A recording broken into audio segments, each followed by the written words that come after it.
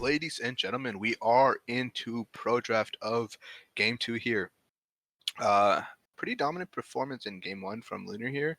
And so far the bans have been the same. Actually, the Lucian adaptation coming out from Lunar, I guess they don't want to see that flex in the draft here. But on the side of Tyrell's Tortugas, the Echo and Evelyn, same bans. Yeah, not differentiating too much from the script of game number 1.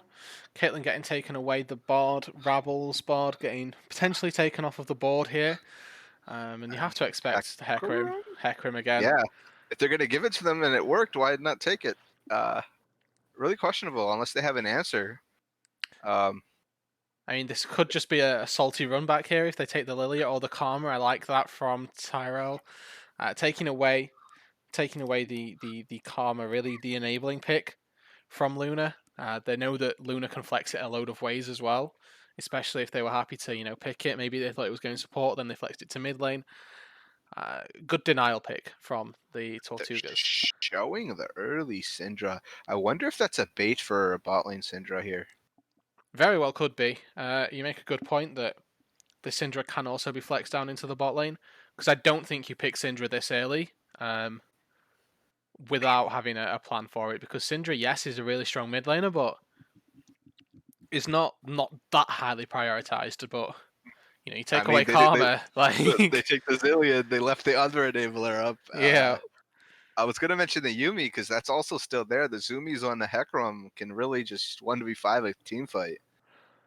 They really can. There's so many options for Luna with just the Hecarim pick itself, which is why the B1 Hecarim is so prevalent and so dominant here. I mean, it's so free for the start off of the draft to let Hecarim go through and then just pick Zillion around it.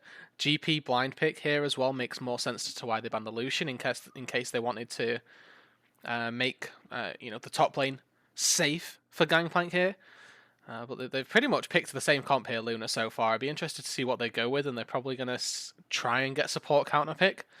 But for the Ashe show means that it's definitely Syndra mid lane, right? So Tortugas have the option of flexing Karma up to the top lane, like Luna can do, but Rebel's going to have his pick of counters to Karma, and the mid lane as well. They're going to have the counter pick against the Syndra. Should be fairly straightforward for Luna to at least get the prized matchups that they want. The thoughts of the Zillion going support here? Rabble plays a bit of Zillion. Yeah, I mean, I would really like to see Gosha on something with a little bit more agency, maybe like the Akali or something. Can really take over a game. But the Skarner picked up for Tyrell was banned away in game 1, so definitely a comfort pick. So yeah, this is where the adaptation from Luna is gonna not necessarily hurt them, right? But it's gonna be more so in favor of Tyrell, because they want this Skarner, right? Getting it banned away, the fact that they are able to pick it up makes it nice and easy for them, and this is an enabling ADC if ever I saw one right there. Sivir Morgana, maybe? They might just go Sivir Zillion as well. They could have an answer mid lane. That's true. This is a lot of speed up for the Hecarim. Like, this is just a buff the Hecarim comp. Lulu. It's banned, never mind. Sorry. It's a Yuumi. Yeah. They're going full funnel onto this Hecarim here. Last game it worked out pretty well as well. You think OGN was 5-0 at one point during that game as well. I probably had a much better scoreline at some stage, but very early on was at 5-0. So funneling all of your resources into him is definitely going to be something to do. Definitely a win condition here. They have the backup damage of the Gangplank, of the Sivir as well, if the Hecarim is to fall. But honestly, Ashe isn't the greatest Hecarim killer. Definitely gets bullied out by a Hecarim. Syndra maybe can cut through the Hecarim quite easily if they waste or rather use the unleashed power. I say waste because then they don't have it for GP, don't have it for Sivir, and those backup damage sources can come through. But it's one of those questions of, do we use unleashed power and Impale and Nico ulti all to stop this Hecarim? Because if we do, Sivir's still going to be in the backline. Zillion's still going to do a surprising amount of damage as well. There's so many things here to consider, and even if they burn everything on the Hecarim, what's to stop the Chrono Shift just bringing him right back? Exactly. That's a really, really great point. And it's going to be very interesting, actually, now when you think about it, how these team fights will play out, because Hackram can really just run past everybody and just insta-kill the Ashe if he's fast enough. Exactly. I think that's where the Skarner comes in, but trying to Skarner ulti the Hecarim over the GP over the Sivir, over the AD carry, it feels not counterintuitive, but feels lackluster for me. I think if it's what's going to save them the game, then sure, that works out, but I don't know that it will do. The Syndra ulti, I think Zillion into Syndra is really nice for the Zillion, because pretty much as soon as you see the Unleashed Power hit anybody, you can just pop your Chrono Shift on them, and then you're just kind of like, well, you used your ult, I used my ult, and my target's going to come back to life full HP, whereas you've wasted all of your ulti to essentially expend mine, which is what Zillion wants to do in a team fight anyway, so should be interesting Yeah. to see play out anyway. Nico into the top lane, something that we've not really talked about here. A different answer to Eterno's GP. Yeah, I'm not too familiar in this matchup, but um, definitely has more gank set up for this Skarner here, because multiple layers of CC at that level 6. It depends the Um, route that he goes with his build, right? They could see this Glacial Augment Cho'Gath. And you can also go for on-hit Nico, Glacial Augment Cho'Gath, Glacial Augment Nico. Let's just Nico or make the up the on hit, random one. you're right. Yeah, I, I, so don't- I don't think on hit's the move here. I think that got nerfed a little bit ago. yeah, I would say early on this season. It used to be a pretty big staple in the mid and top lane, especially against those tanks. But as of recently, every time I've seen the Nico, it's been a response in the mid lane. But I'm actually more interested in the Syndra. The confidence to be able to R2 the Syndra blind means that they must be really, really comfortable on this champion here. yeah, really comfortable is one way of phrasing it for sure. I mean, I don't know that I'd have the comfortability to pick Syndra straight up into a Hecarim. I think that, like you say, it must be comfort. Um, and just having that ability to say, yeah, I can quite happily go toe to toe with a Hecarim, or at least not die to him so early on. Because the gank setup once again for this Hecarim is so insane, so much in the early game, that we can expect to see things happening. OGN has a luxury to gank mid lane because Zillion speed up makes it really easy for the Syndra to get caught out by this Hecarim, and same in the bot lane if Yumi gets on top of the Hecarim. Just barreling down Ash Karma is going to be so much easier for the Hecarim here.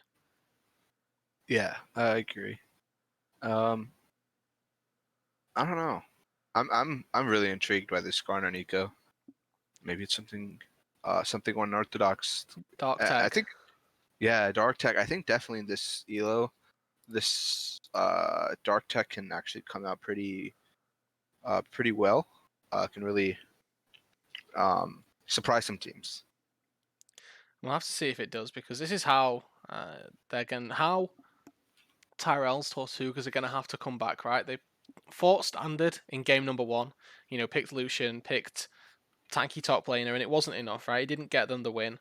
So they're going to go for something a little bit more unorthodox, and I like that. Some adaptation in a best of 3 series makes for better content, better viewing experience, not just for us, for the guys at home as well, looking to see these games. And Lunar here, they've gone for a similar style of composition, but they have very different execution goals right here. They want to funnel into this Hecarim much more than they did in game number 1, and have the backup of a Sivir and maybe the backup of a Gangplank, as opposed to having those two as lead threats.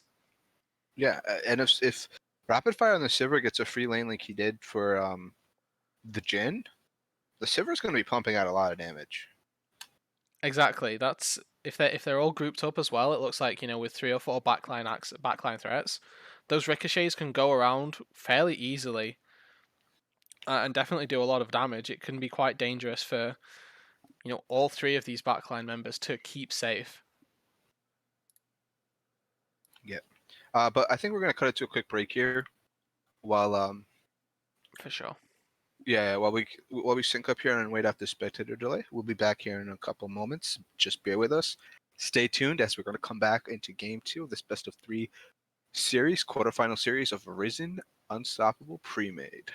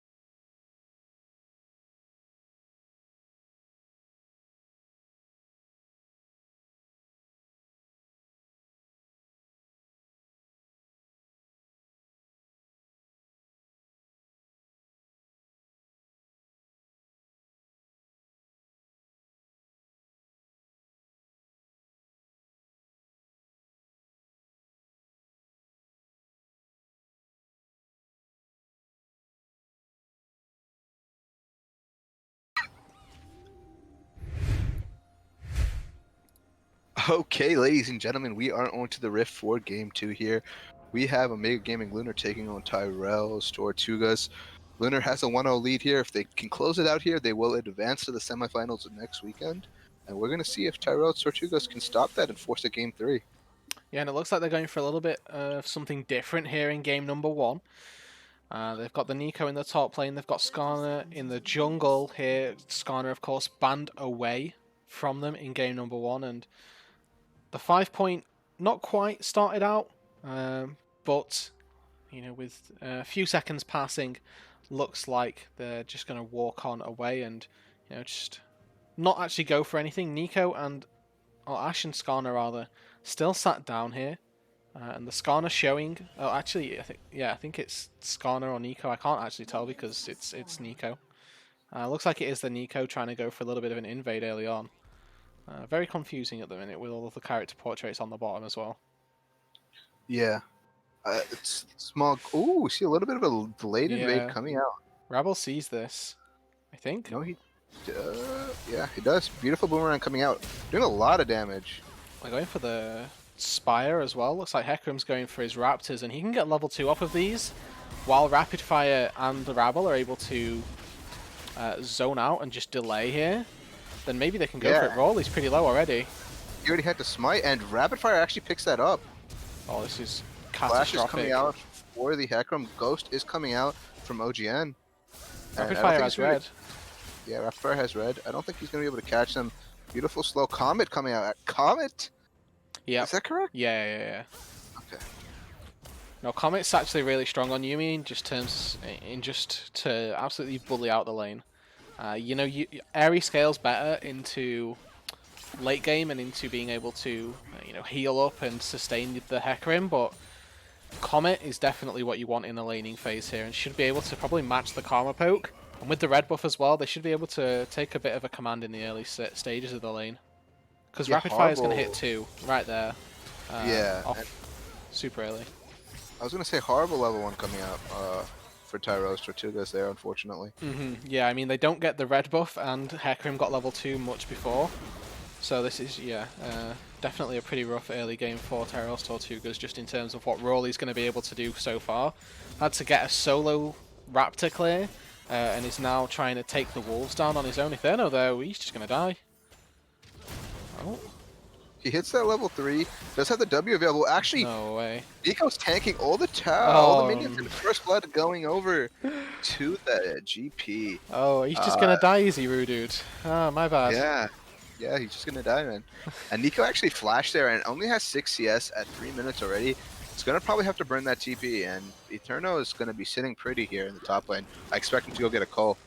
Yep, so do I. I mean, you can see that he's paid the Nico a little bit more respect than the Maokai here. Started off with the Corrupting Potion. But you're exactly right. Goes back, picks up the Sapphire Crystal and that Cull. Now should be able to hopefully somewhat farm freely within this lane because he's already established that early kill and should begin the snowball quite early on. These scatters landing quite a consistent amount in the mid lane, and Gosha down quite a bit of CS as well. To be expected on the Zillion because it's a pretty hard champion to CS with. Especially early game, just throwing popcorns. You don't do too much damage with your auto attacks and they take so long to wind up. Yeah.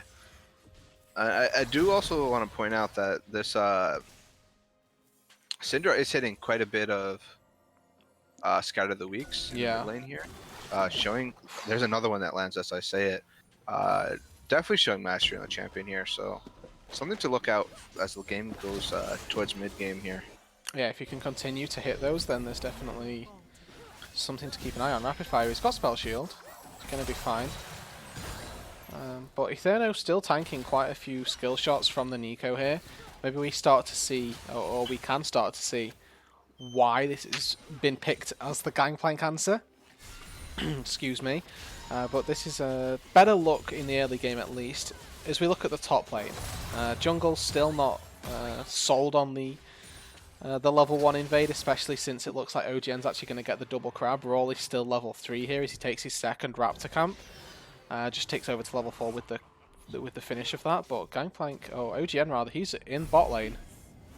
Maybe he fancies a gank here. He's just going to go in, deal some damage onto this Karma, just walk out. And that's about all he needed to do right there, all that he could get away with doing because the Yuumi was just so far away. Looks like, you know, Rabble has gone for that patented Yuumi build of just spamming Fairy Charms since that Yuumi nerf came through to it now being a percentage of your mana. Fairy Charms are pretty much all you need in a Yuumi build to make it successful.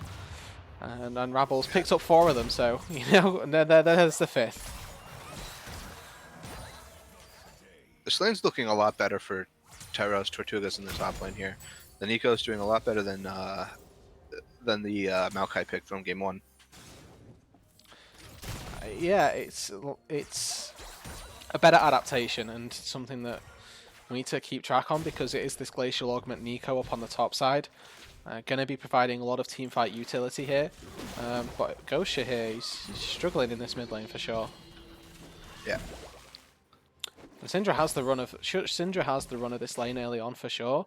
But once Gosha finally reaches level 6, the kill threat should be diminished. It doesn't mean to say that Syndra can't, you know, continue to abuse the Zilean, but the Zilean has definitely, you know, as we know, has definitely been picked to enable this Hecarim, and so far, we haven't really seen that come out just yet from Lunar.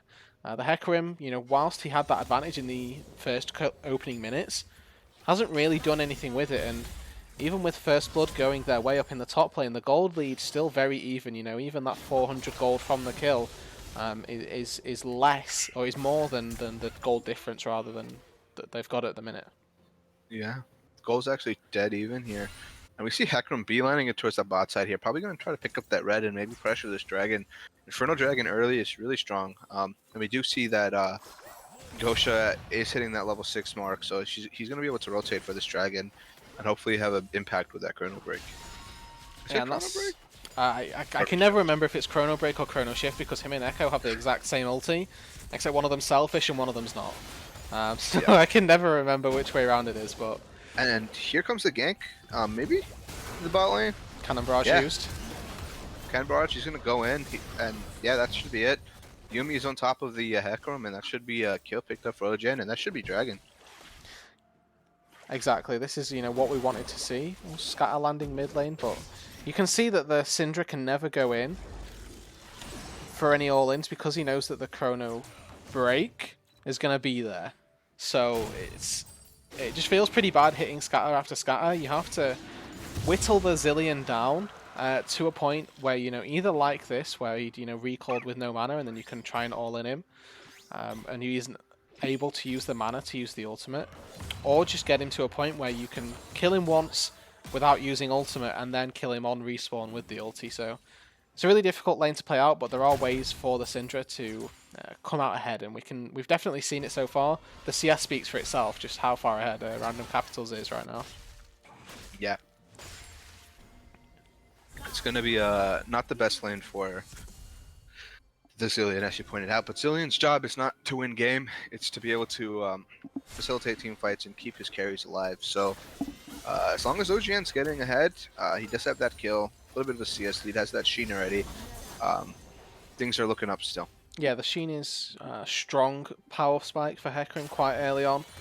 Similar to GP in the sense that, you know, you can spam that Sheen proc and get a load of value from it.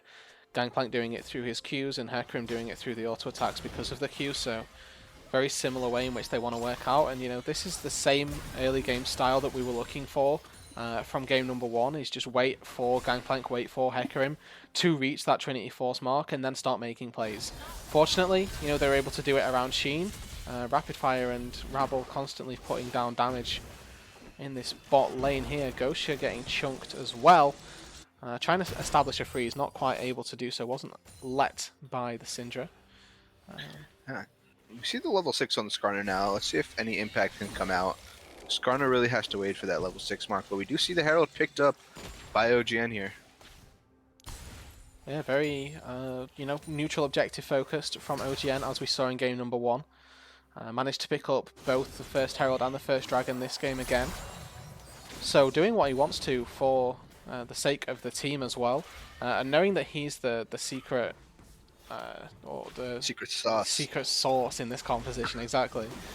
Oh, Random Capitals though. Here we go. Just, you know, can never really ulti here. If the ulti's there, then he pops the chrono shift or chrono break or whatever, and then they just wait, and then nothing happens, right? So, yeah. And not only that, I think Gosha probably respawns with more health than he's at. Exactly. And it feels pretty bad, but it's the nature of a nature of a Zilean here, and we're gonna have to see it later and later on. This is why Zilean is such a good pick into Syndra, and now we've got past the phase where the Syndra can really punish the Zilean, because at this point, doesn't actually have any AP, but when he dings over to level 9, his bomb's going to start one-shotting the backline of minions, 2 bombs will do the front line.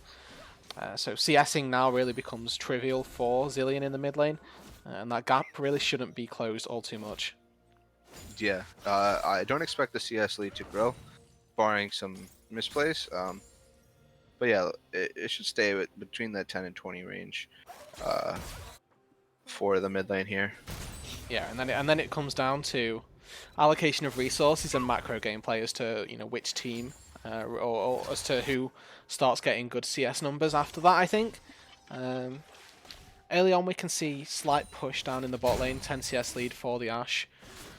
Being caught up by with that wave crashing under the turret. Etherno with that Ashe first backing. blood. Yeah. And Yuumi is on top of this Hecarim, and Hecarim's going to go in, pops the Ghost, they're going to go straight onto the backline. Cannon Barrage is used, and the Impale, I believe it's called? Yeah, the Impale was used by the Skarner, and that's going to pick up a kill in favor of Omega Gaming Lunar. The Ashe Hour comes out, and down goes OGN here. OGN actually goes down to the Unleashed Power from the Syndra here. 1-for-1 trade so far. TP was actually blown by the Nico. Kind of similar to game 1, where early TP was blown by the top laner, and Eterno just responded with the Cannon Barrage and took plates. Ooh. Yeah, I mean, could be a chrono break being first in the mid lane here, and Gosha just has to walk on out quickly because, well, he's just going to pop it actually. Try to time that. Flashed on in. Autos could get him. Yeah, the bomb is going to explode. The last auto slow comes out. 1 auto, 2 auto solo kill in the mid lane for Gosha. Wow, and this lane that had been going so favorably for Syndra pretty much the entire lane phase, now getting swung back by a solo kill in the mid lane. That's going to feel awful. Rapid Fire going to get tagged up by the Tether. Vector flashed in. Vector flashing, cleanse blown, flash away from Rapid Fire. Nice yeah, detach from the Yuumi there to block the volley. I don't think it would have killed the Sivir, but it was definitely close. Yeah, exactly.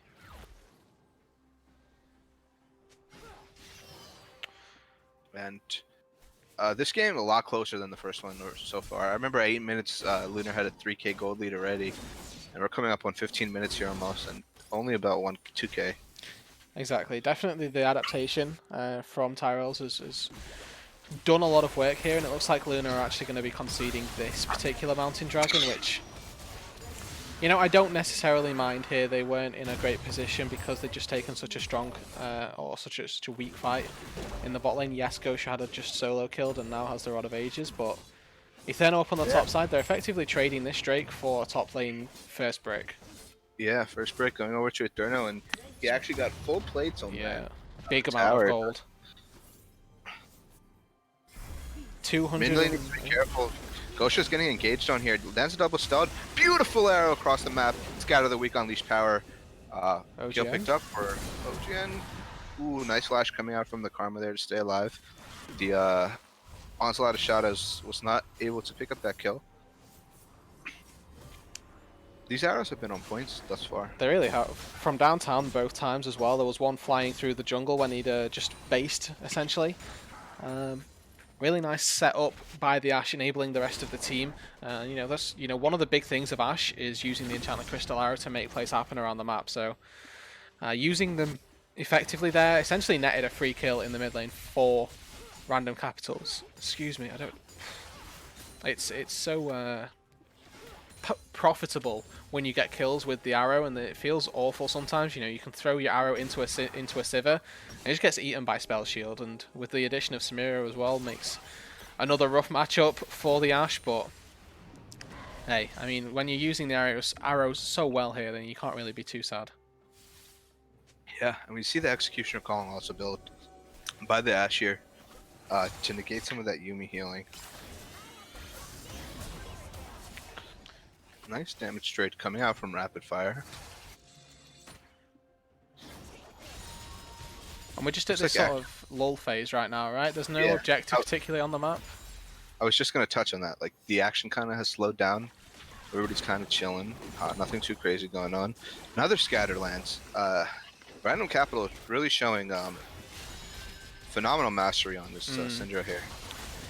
And I don't think that, as we get later, I don't think these really should ever start landing. I think the Zilean should be at the phase where he's happy to expend the E just to dodge out on that scatter, because, you know, it's effectively an even trade of cooldowns. I'm not sure of the exact specifics, but I feel like Syndra stun probably very similar to Zilean speed up, at least early on. So just using the E to get yourself to safety and make sure that you're not taking these big chunks over and over again.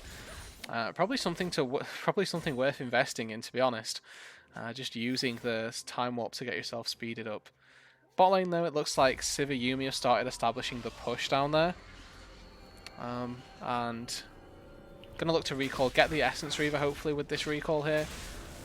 Rabble picked up the full Athenes just then, so this Comet gonna add to the healing as well. So something else to point out about the Comet right there, giving you a little bit more damage means that you do a little bit more healing when you do. Another arrow coming to the mid lane, and Gosha's just going to use the E and sidestep that. Yeah. Sorry to cut you off there. No, it's okay. I mean, they've been catching people out so much so, and that's what I want from Gosha, right? Just use your E. It's super straightforward, and he gets you to safety. So that's all you got to do.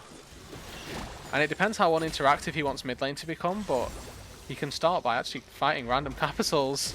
Oof, good flash. I wonder if the cannon barrage is going to be used. No. No, they don't have the damage there. He just would walk out.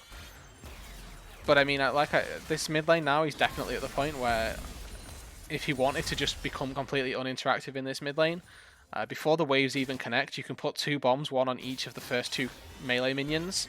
And then by the time the waves meet, they tend to explode. And also, your Q is typically back up by that point, so you can just Q the backline as well. Zilean wave clearing at this point, as I say, is super straightforward. And you can push the Syndra in quite easily and start looking for him, start looking to use the Hecarim Zilean combo to make things happen. Drake spawning in about 45 seconds is something to keep an eye on, and we can see it here. Gosha with OGN pairing up, going for some vision in the bot side river. Yeah. Skarner stepping forward, flashes forward, uses the impale onto OGN. OGN's going to sidestep the Scar of the Week. The barrel will land onto Random Capital, and they're going to go straight onto him.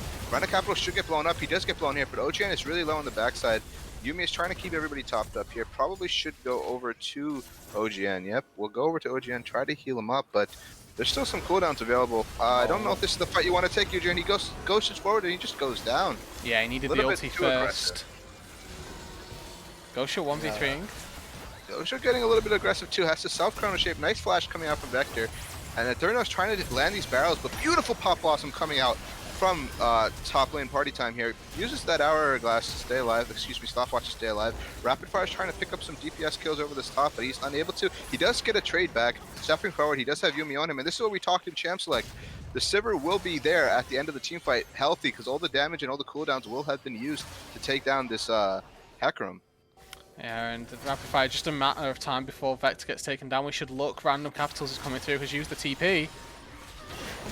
And actually going to pick up that kill. Random Capital uses the TP. The fight starts with him dying, and it's ending with him coming back in to pick up a kill. I think that was an even trade overall. I'm not sure. Maybe one kill went in a team's favor, but OGN going in without the chrono shift, right? That was the issue right there. It was on about 300 HP and was expecting the backup from Gosha, and Gosha just didn't put it on him before he engaged in. Gosha has to put the chrono shift on him at the start of his engage, because if not, things like that just happen where he jumps in, gets blasted up, and just dies. And then, you know, you're using ulti on Zilean, and the Zilean ult on a Zilean itself doesn't really have the same effect. Yes, he was landing nice double bombs consistently, but it's just not the same. Top lane party time in a brush. Yeah, he's going to land a nice little Pop Blossom to Sky of the Week, and Gosha's going to have to self ult again, but Hecarim does have the Yumi on top of him. Impale is used. Actually, this does look like a good team fight for the side of... Wait, it's going to be actually turned around. It looked like Tyrell's going to win that, but a beautiful barrel from Eterno, and the top-ups coming out from Rabble and this Yumi kept his team alive, and they were able to pick up 3 kills there. Yeah, the bomb took down Random Capital. I mean, the team fighting from Lunar didn't look, as you said, didn't look good, but then you just look at all the backline damage that came through from the Zillion, from the Gangplank. The zone control they have in this game and these team fights is actually crazy. They can't really... Tyrell's Tortugas can't fight in any corridor because they get blocked off by Zillion bombs, by Gangplank barrels, and taking fights is so difficult for them. You see Vector's here full HP, that's just because he was nowhere near the team fight because he couldn't get in. Yeah, and this bot lane tower should go down.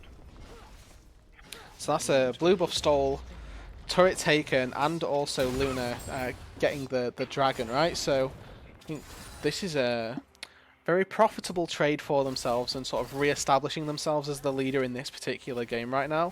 Rapid Fire once again, consistent carry here on the AD carry role, has 300 gold bounty for himself. Yeah. Almost has IE. He kind of did get that free lane, like we mentioned, especially with that early red buff. And like we mentioned in Champ Select and we saw in the last team fight, a lot of CC and big cooldowns are being used to stop this Hecarim.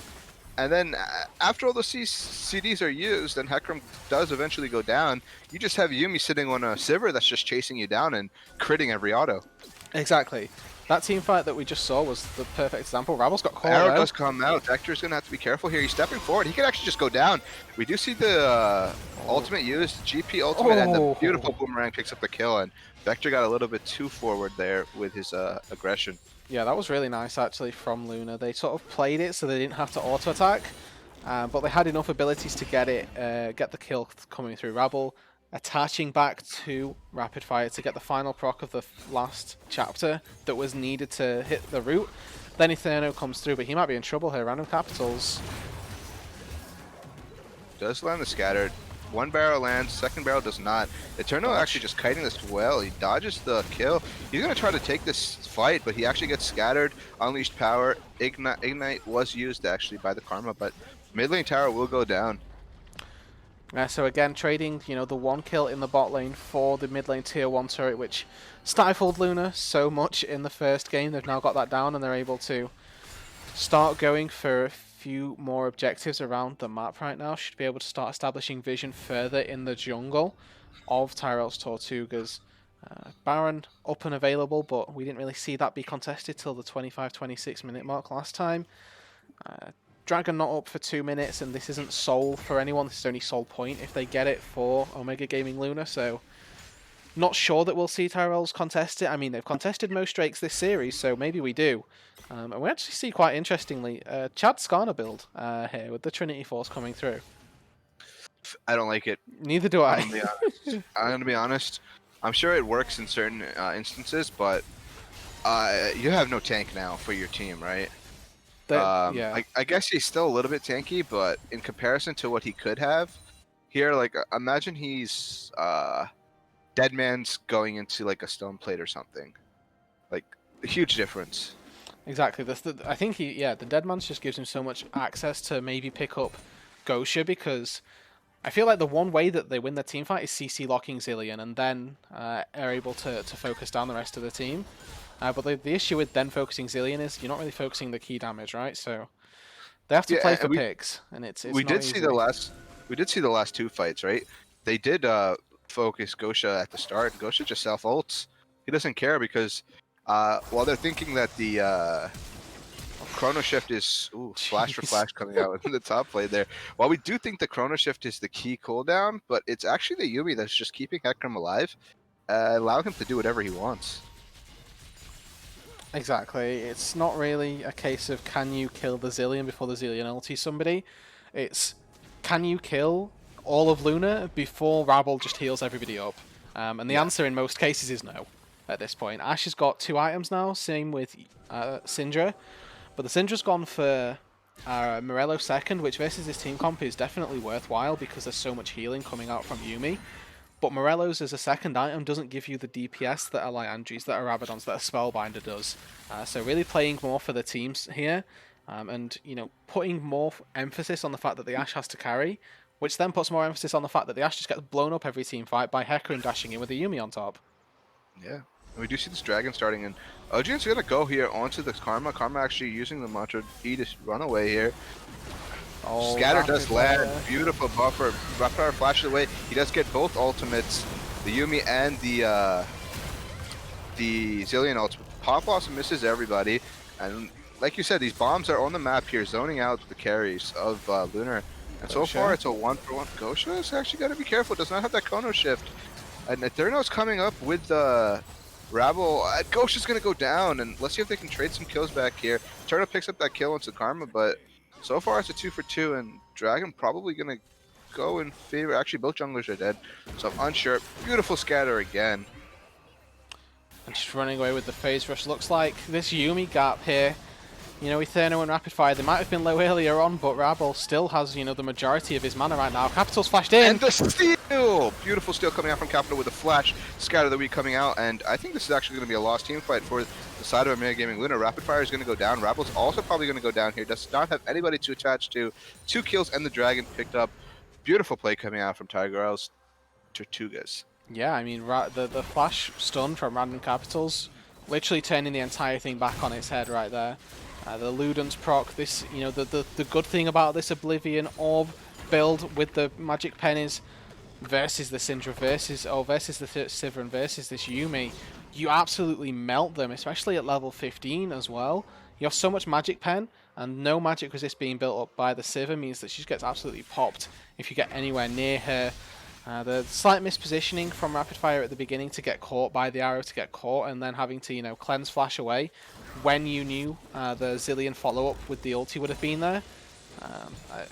Essentially, not wasting the cooldown because it was there just in case, but didn't get the full benefit out of it. So the team fight didn't go how other team fights have been going, and that allowed the Tortugas to start winning the game out. Or winning that fight rather. I don't think they're in a game-winning spot just yet. This is still very up in the air. I think that we're in probably the most neutral state that we've had all series. I agree. It's anybody's game to take here. I don't even know how the scaling goes onto whose side. I think the side of Lunar actually might outscale here, just due to the fact that Zilean, Sivir, GP, especially the GP. Then we also have the Yuumi and the Hecarim that do really wonders in the late game.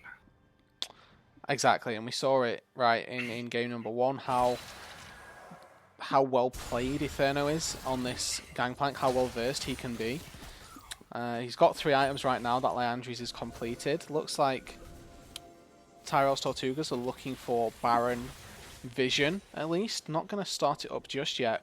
With Gosha up in the top lane, he's going to get spotted on this blue ward. Just going to maybe look for the tier 1 top, but you know, it's not necessarily a game-breaking objective right here, and sieging versus a Zilean is really difficult as well. They should probably just give this up, unless Lunar wants to take a fight. They do have the components here. It looks like Skarner's caught out of position. We do see the On the Hunt used by the Sivir. Final chapter is used, and that looks like a beautiful engage for the side of Omega Game and Lunar. Shutdown picked up. Beautiful Scatter of the Week coming out, and we do see the ultimate used, and it's going to be used to keep OGN alive here, and another kill is going to be picked up. Double kill picked up for the side. Triple kill, no, sorry, double kill and a picked up for a third. No, that's going to be an ace, and that should be Baron. And that's exactly how Lunar want the team fights to play out. They put everything onto OGN. He just jumps in the backline with no cares given. They used Impale, they used Unleashed Power, they used Pot Blossom, and OGN just respawns. Rabble here is just sitting AFK, one hand on his keyboard, one hand behind his head, just scratching it. He's just pressing E over and over again, and OGN is living every single time. That was the perfect team fight for Lunar. TPs came through from both Syndra and Eterno, but it didn't matter. Lunar had the optimum engage and the perfect Zilean usage. Yep, it was brilliant gameplay in the top lane there for the side of Lunar. Perfectly initiated and perfectly kited that fight. I think the key thing is that nobody was picked out in the start by Scatter of the Week, causing the Zilean ult to be burned, right? Yeah, they were able to find the engage. Yeah, which allowed OGN to go ham. Yeah, and then they also just bursted Vector off the start of the team fight, right? The Hecarim Yuumi just dashed in with the Zilean on top, so there was no way Vector ever was able to do anything in that team fight. He literally just got melted underneath the Triforce Hecarim. And you can see look at these QSS taxis being built up now by Lunar, right? They've got themselves a nice gold lead, and the majority of the gold lead gets spent on paying the QSS tax. That's 4,000 of the gold lead being expended into QSSs. Obviously, Gangplank doesn't need one because he has the orange. But they still, even with the 4k spent on QSSs, have about a 2,000 gold lead. And not to forget that QSS gives you a nice little bit of magic resistance as well, which is going to do a lot of work for this Lunar squad when they're up against this heavy penetration Syndra build. Yeah.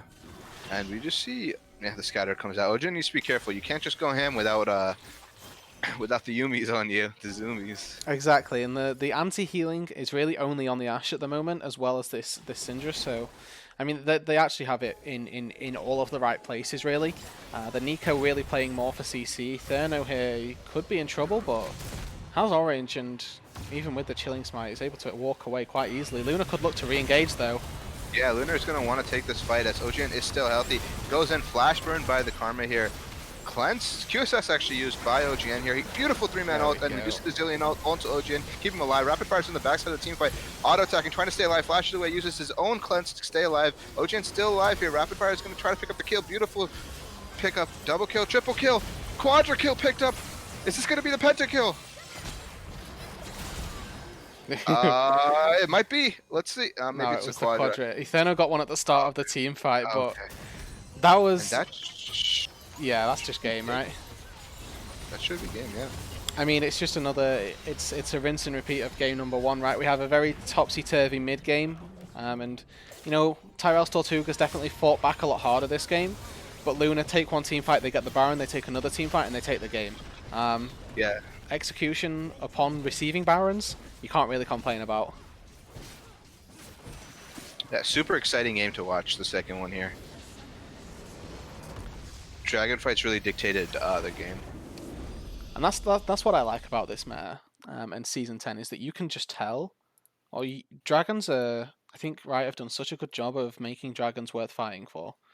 Because previously, you know, seasons gone by, people just give dragon after dragon. But now teams are actually willing to fight for them, and I think that Tyrell's Tortugas were a little too liberal in the amount of dragons that they fought for. But you know, the fact that they still went for it, it shows the power that is invested into these neutral objectives. So really well played by both sides to recognize the strengths, and then also obviously really well played by Luna to start taking the team fights when they could do. Yeah, super well played from the team. And with that victory, they do win quarterfinals here, and they will advance to semifinals next week, 7 p.m. EST Saturday, which will be a best of 5. Yeah, so hopefully it should be me and Diatropa casting the BO5, but I don't know. Risen could yoink the stream and cast it on their channel as well, so yeah, we're hoping to have it, but there's a very real possibility that you might have to go over to the Risen stream and watch it there. I'll put it this way. There'll be somewhere to watch the game. Just follow our socials, our Twitter. We'll make sure to post where the game will be streamed, whether it's on our stream or on Risen stream. It will be accessible to everybody who wants to see that series. But on that note, thank you for everybody for tuning in. Really appreciate it. Make sure to follow our Twitter, follow our Twitch if you are not followed just yet. We have some exciting stuff in the work. Possibly a full revamp on our Twitch. We'll see. Who knows what's to come in the next season? But we're working on some stuff. Appreciate the continued support, and that's all I have to add. Unless you have something to add, Dude. No, I think you've done it perfectly. Ivar, take us away. All right. Take care, everybody. Stay hydrated, gamers.